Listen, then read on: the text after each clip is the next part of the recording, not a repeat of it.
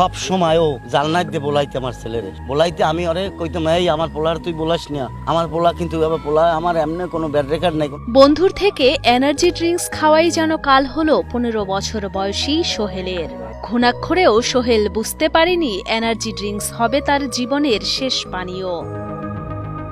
ঘুমের ঔষধ মেশানো এনার্জি ড্রিঙ্কস খাইয়ে অচেতন করে সোহেলকে হত্যা করে তারই ছোটবেলার বন্ধু ইমরান ও তার অন্য বন্ধুরা।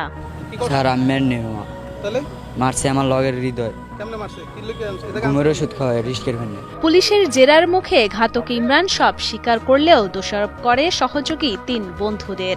তবে হত্যাকাণ্ডের পরপরই গা ঢাকা দেয় হত্যার সাথে জড়িত সকলে। আর কি সবার ভিতরে একটা সন্দেহ হয়েছে যে ও যদি কিছু নাই করে তাহলে আসবে না কেন, যে ক্ষেত্রে সবাই আর কি একটা রুমে বন্ধ করে রাখছে। রাখার পরে পুলিশ খবর দিয়েছে, এর ভিতরে আবার মেহেদি স্যারে আছে, সে আবার টহল ডিউটি করতো, ওই স্যারের খবর দিয়েছে। স্যারে এবার একটু ভয়ভীতি দেখানে লগে লগে স্বীকার পাইছে স্যারের কাছে। জানা যায় বরিশাল নগরীর কালুশাহ সড়ক এলাকার বাসিন্দা রিকশা চালক ফরিদ ফরাজির 5 সন্তানের মধ্যে সবার ছোট সোহেল।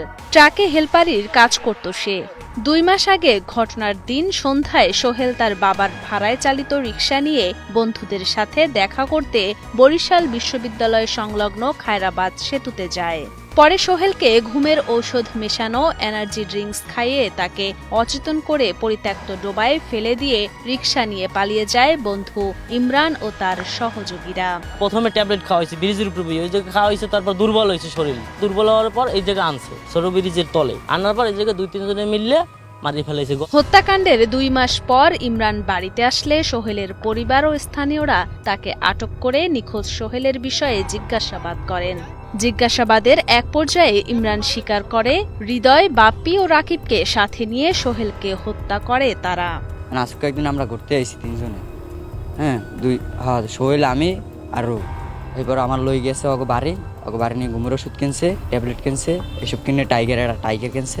সন্ধ্যাবেলা টাইগারটা ওখানে বই ঘুরি করছে ইয়ার্ডে ঘুরি করে এবার টাইগারের মধ্যে ঢালছে, ঢাললে এরকম জিকে এরপর ও আমরা 4 জনে খাইছি। খাইয়া আমার এখানে বেউস করে দিচ্ছে, আমি ওদিক দিয়ে গাঁজা মাজা খাওয়া, আমার এখন বেউস করে দিচ্ছে, ওরা 3 জনে কামড় করছে।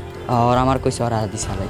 বরিশাল কোতোয়ালি মডেল থানা পুলিশ ও ঝালকাঠির নলছিটি থানা পুলিশ যৌথ অভিযান চালিয়ে নিখোঁজ সোহেলের মৃতদেহের অংশবিশেষ খুঁজে পান। পলাতক সকলকে গ্রেফতারে অভিযান চলছে বলে জানান ঝালকাঠি জেলা পুলিশের অতিরিক্ত পুলিশ সুপার মহিতুল ইসলাম। ওরা 4-5 বন্ধু ছোটবেলা থেকে বন্ধু, একত্রে নেশা করে।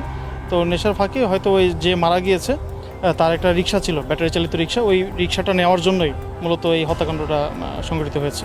এবং ইতিমধ্যে বরিশাল মেট্রো একজনকে গ্রেপ্তার করেছে এবং সে সবকিছু স্বীকার করেছে।